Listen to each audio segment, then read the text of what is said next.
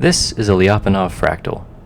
My hope is that by the end of this video, you'll understand how these are generated, what these colors mean, and why it seems to overlap itself sometimes. Lyapunov fractals, or Markus-Lyapunov fractals, were first created by physicist Mario Markus in the late 1980s. They were popularized in the September 1991 issue of the Scientific American magazine. The fractals are named after Alexander Lyapunov, who laid the mathematical groundwork for them in his doctoral thesis in 1892. Having died 104 years ago, he never knew that this fractal, among other things, would bear his name. So what does Lyapunov have to do with this fractal? How did Markus create them? Can it be generalized? Let's answer those questions in order. We can't get very far into this discussion without talking about iterated functions, or maps. Luckily, it's a pretty simple concept. Pick a number, which we'll call x0. Now pick a function, f of x. Now we run the number through the function. The number has just been mapped to another number. Now we put the result back into the function and repeat.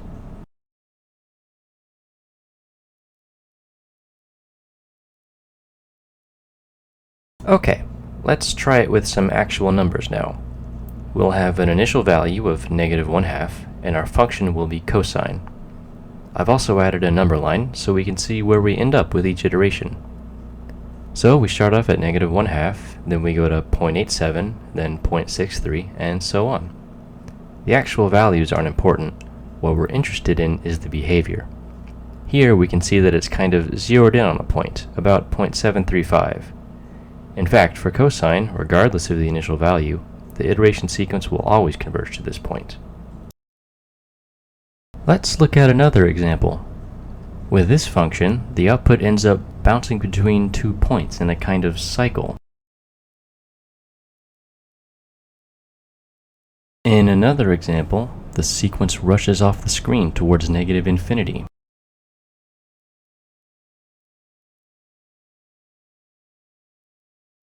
And in one last example, the sequence never converges to a number or settles into a cycle of numbers, but it never blows up to infinity either. It just bounces between seemingly random values. This behavior feels chaotic, doesn't it?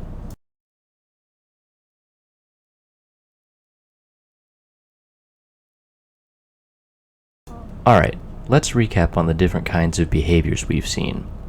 We know that these sequences can converge to a single point, end up in a cycle between several points, blow up to either negative or positive infinity, or chaotically bounce between points. Maybe it would help if we found a better way to visualize these iterative sequences. But first, let's pick one function from now on and stick with it. The map that we'll be looking at for the rest of the video is the Logistic Map. You may have noticed that this is the map I used for the last few examples in the previous section. This is not a coincidence. The Lyapunov fractal is generated from a modified version of the Logistic Map, so it'll be important to have a good understanding of it going forward. Now, at the end of the day, when we iterate through these maps, all we're really doing is generating a list of numbers. So let's plot them out over time. Now let's draw some axes and some lines connecting the iterates, and we've got a plot. We can still move x0 around, but from now on we'll keep it here at 1/2. Also, right now we're only looking at 10 iterates. Let's bump that up to 50. What we're really interested in is not changing the initial condition, but changing the function itself. We'll do that by changing this r value. I'll set r to 0, and then we'll sweep through the values of r and see how it affects the plot. Okay, well, when r equals 0, the iterations very quickly converge to 0. As r is increased, the iterations continue to converge to 0 up until around r equals 1. Note that it takes longer for the sequence to converge to 0 here. As we move past 1, instead of converging to 0, the iterations converge to some other number depending on r. The behavior changes again when r approaches 3. Once again, it looks like it's taking longer to converge to that point. Well, if we go past 3, then instead of settling down on one point, it oscillates between 2 points in a cycle, like we saw before. This splitting is called bifurcation. Let's keep going. Look at that, it's split again, and now it oscillates between 4 different points. And now it looks chaotic and doesn't seem to repeat at all. But now it's gone back to being stable. Maybe it'll continue to be stable from now on? No, it went back to chaos, and when r goes above 4, even just by a little bit, the sequence blows up to negative infinity. Maybe another plot can give us more insight. A bifurcation diagram should help with that. Let me show you how to generate one. I've introduced a new plot on the left, which plots the final values of the sequence as r increases. So, again, at first the sequence converges to 0, then when r approaches 1, the sequence takes a lot longer to converge. As we move on, the sequence converges to some other point, and as r approaches 3, it again takes longer to converge, since it's starting to be pulled towards 2 different values. As we move past 3, it bifurcates, then bifurcates again, then becomes chaotic, then stable, then chaotic again. Alright, let's do that again, but we'll trace out the path that those final values take this time. This is the bifurcation diagram. Actually, our r value can be negative too. There. This is the complete bifurcation diagram for the logistic map. Let me just change the colors and move those axes out of the way. By the way, the reason I'm restricting r from negative 2 to 4 is because outside of those bounds, the sequence just blows up to infinity, like you've seen, so there's really nothing out there to see. Let's go ahead and zoom in on this region here. There's some pretty interesting things to see here. We have bifurcations, this general region of chaos, and we have islands of stability within the chaos. You know, it would be pretty handy if we could simply look at an r value and tell if the corresponding sequence will be chaotic or stable. Well, that's where Alexander Lyapunov comes in. He was the first to define stability in his PhD thesis in 1892, and the method he created is now called the Lyapunov Exponent, usually denoted with the lambda. Here's how you calculate it for discrete functions, which is what we've been working with. Let's go through an example real quick. First, we need to find out how to calculate the Lyapunov exponent for the logistic map specifically. All we need to do is evaluate this derivative here. Alright, so here's the logistic map. If we calculate the derivative, we get r times 1 minus 2 x sub n. We plug that into the equation, and there. Now we know how to calculate the Lyapunov exponent for any sequence that was generated using the logistic map. Luckily, we only have to do that part once. Now let's pick an r value. We'll go with this one we saw earlier. Here's its plot of iterates. We're going to use those iterates to calculate the corresponding Lyapunov exponent. We'll start by running all these iterates through this function inside the summation block. Here's what we get. All this part means is that we'll take the average of the results. So when we do that, we get, this negative infinity is going to cause some problems. The 0.5 at the beginning will always result in a negative infinity. But since we're always going to start with the 0.5, we'll just skip it when we calculate the average.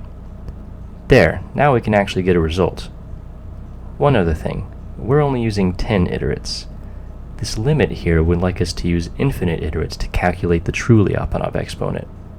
That's asking a bit much. Maybe 1 million is a good compromise. So, what does this tell us about the stability? Maybe if we just plot it over all the r values, we'll get some insight. On the horizontal axis we have r, and on the vertical axis we have lambda. Let's go ahead and plot their relationship.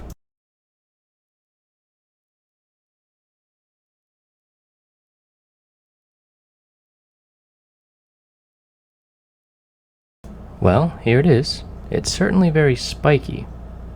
It looks like lambda stays negative unless r is near the edge of the plot. How about we take the bifurcation diagram from earlier and compare it to this plot? Perhaps unsurprisingly, it lines up perfectly in many key places. When there's bifurcations, the Lyapunov exponent is 0. In between those bifurcations, lambda spikes downward. Most crucially though, as soon as the bifurcation diagram enters its chaotic region, lambda becomes positive, and where there's these islands of stability, lambda spikes downward again below 0. So, when the Lyapunov exponent is negative, the system is stable and is attracted toward a point or cycle of points. When lambda is positive, the system is chaotic and doesn't settle on a point or cycle. Not only that, but the magnitude of lambda measures how stable or chaotic the behavior is.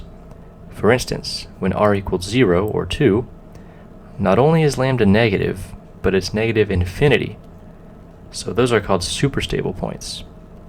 This means that the sequence very quickly reaches its final state. Where there's bifurcations and lambda equals 0, the system takes an infinite amount of time to reach its final state. Speaking of infinity, when r is less than -2 or greater than 4, lambda gets very large very quickly and races towards infinity. Alright, now we know everything we need to know about Lyapunov exponents, and we can take a look at Mario Markus's modified version of the logistic map. Basically, his idea was that as you're calculating the iterates, you switch the r value to a different r value, and then you alternate between them. So from now on, we'll have 2 r values for each list of iterates we generate. Let's go ahead and pick some, 3.2 and 0.7. Having 2 numbers called r is kind of confusing, so let's rename them a and b. Great, let's use them to calculate some iterates. Once again, we start with an x0 of 0.5, which I've colored gray. When we generate our first iterate, our r value will equal a, which is 3.2, colored red. When we calculate our next iterate, we'll use 0.7, or b, as our r value. This one is green. Then we repeat, indicated by this dashed line. Each red iterate was calculated when r was equal to a, and each green iterate was calculated when r was equal to b. As you may have guessed, we're interested in the behavior of this sequence. Even though we're alternating between r values, the system still gets trapped in a cycle. We have a few ways of affecting the iterates. For one, we can change the values of a and b. The other thing we can do is change how r alternates between a and b. For instance, instead of just going AB and repeating, we can do AAB, then repeat, or ABBA, or 6A's then 6B's, or whatever other sequence of A's and B's you'd like. Of course, we can calculate the Lyapunov exponent for any of these sequences. Let's take a step back first though and think about all the new inputs we have. Before, with the original logistic map, we were mainly concerned with changing r, and seeing how that affects lambda, which tells us how chaotic the sequence of iterates is depending on r. With the modified version, we're doing the same thing, except r is now determined by a, b, and s being our sequence of a's and b's that tells r how to switch between a and b. Alright, now let's do some plotting. Here we have the AB plane. Each coordinate on this plane represents a pair of AB values. Let's start with this corner here, which corresponds to a equals 4 and b equals 0. I've also set our sequence s to AB. For this coordinate, lambda equals negative infinity. This means it's superstable. We can color this coordinate based on the corresponding Lyapunov exponent.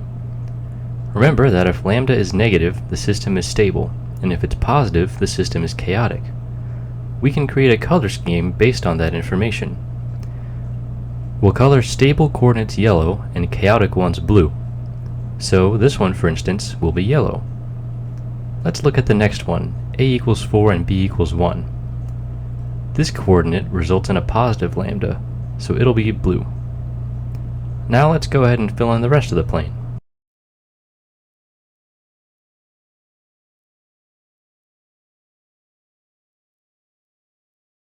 We can do a couple things to make this look nicer. The most obvious thing to do is to increase the resolution. First though, we'll modify the color scheme. We'll have the stable side go from black to yellow as lambda goes from negative infinity to 0. This means the more stable the sequence, the darker the yellow. On the chaotic side, the color will go from blue to black as lambda goes from 0 to infinity. So, the more chaotic, the darker the blue. Now let's fill out the plot.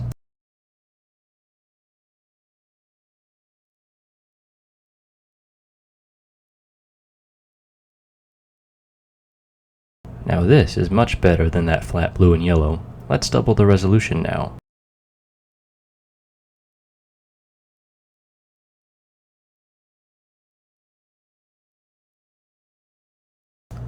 And let's double it again.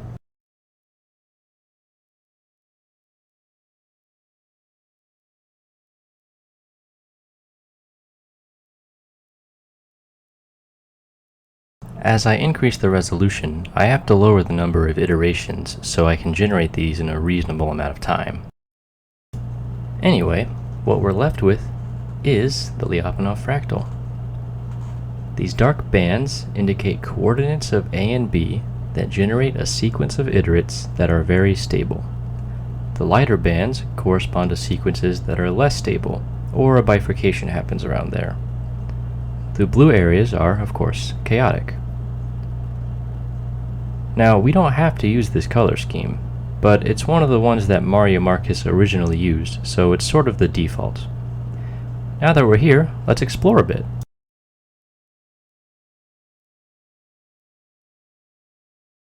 I know it's kind of hard to tell the scale, which I suppose is a property of all fractals, but here, let me turn on some grid lines.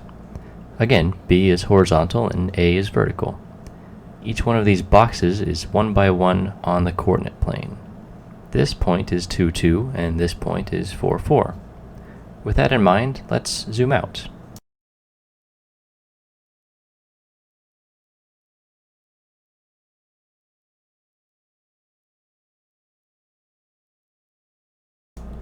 The black region surrounding the fractal is where the iterates generated by A and B race off to infinity, so lambda is also infinity.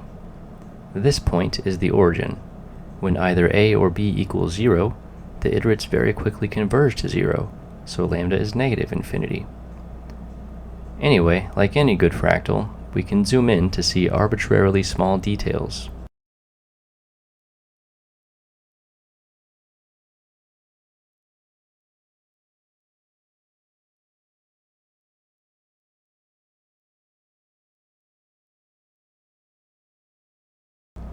I'm rendering this fractal pretty quickly, but the cost is a lack of precision, so I can't zoom in too far.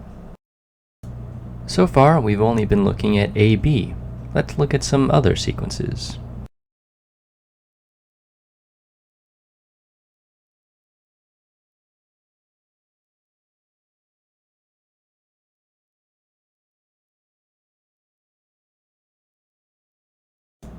Hey, wait a minute, this one looks like the first one we saw. This one's BA. Let's compare it to AB again. Yeah, look at that. If you switch the order of AB, it changes which branch is on top. Let's see if we can find an explanation for what's going on here. Okay, I've put the two fractals side by side. Let's take a look at a particular AB coordinate, which I'll mark on these plots with this black dot. I chose this coordinate in particular because it's in the area with the overlapping branches.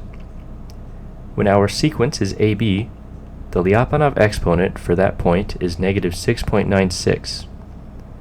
And when the sequence is BA, lambda is negative 0.36. Let's take a look at the iterates. For the fractal on the left, the sequence ends up in a 2 cycle. The one on the right, though, ends up in a 4 cycle. Even though both sets of iterates have an R value that swaps between 3.3093 and 3.5, the behavior of the iterates is not the same. It depends on where in the sequence S we start. Here's another example. Basically, my understanding is that if you have a sequence of A's and B's of length L, the resulting iterations can have up to L different behaviors depending on where in the sequence you start, which means up to L different possible Lyapunov exponents for any coordinate AB. If you start at a different point in the AB sequence, then different branches will be on top, like we're seeing here with these three fractals. For this AB coordinate, the iterates can have one of three different behaviors, and thus can have one of three different lambda values depending on if the sequence is ABA, BAA, or AAB. Let's backtrack a bit and revisit the bifurcation diagram. It can be extended from the logistic map to this modified version. In the original bifurcation diagram, the horizontal axis was R and the vertical axis was called X, which maps the values that the iterates end up with given R. Well, now we essentially have two R values, so that adds an axis to our plot. Here it is. Just like in the 2D version, we have this large region of chaos where both A and B approach 4. Here you can see bifurcations. Let's look at it from above.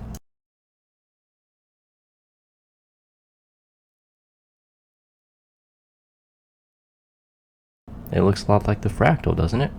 Let's compare. We can see a lot of similarities between these. Like I've mentioned, these white lines are where bifurcations happen, and now you can see how they happen in the bifurcation diagram.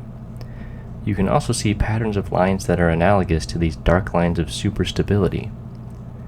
You can even see the branch overlap in the bifurcation diagram, and if we switch to BA, you can see the other branch. Here's something to consider. This diagonal line along the fractal is where A and B are equal. So even though our R value switches between A and B, since they're the same, it's equivalent to having just one R value. So, Markus's modified logistic map is equivalent to the original logistic map when A equals B. We can especially see this when we line up the 2D bifurcation diagram along the A equals B line. Once again, things line up in very convenient places. Since A and B are equal here, I'll just call them R. When R equals 1, there's a change in the behavior of the bifurcation diagram, so the Lyapunov exponent is negative, but close to 0, which is what this white band represents. The first bifurcation in the diagram at R equals 3 matches the place where the branches start to overlap in the fractal. And at about R equals 3.83, there's an island of stability. It's covered by the axis right now, so here's another view of it on the fractal. Anyway, all Lyapunov fractals have this relationship with this bifurcation diagram along this line. Here's another example.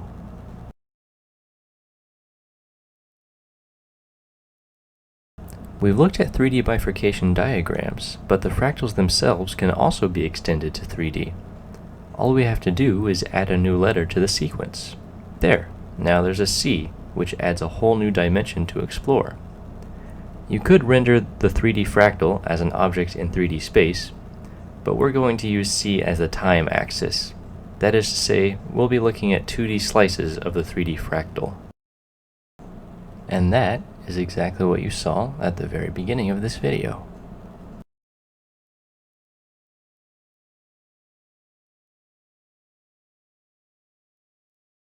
There is one other thing we can do to generalize this fractal. We've been using the logistic map this whole time, but you can use other maps. Each map has its own bifurcation diagram and fractal. Again, any fractal you want given a sequence of A's and B's. I'll cycle through some here at the end. Thank you so much for watching.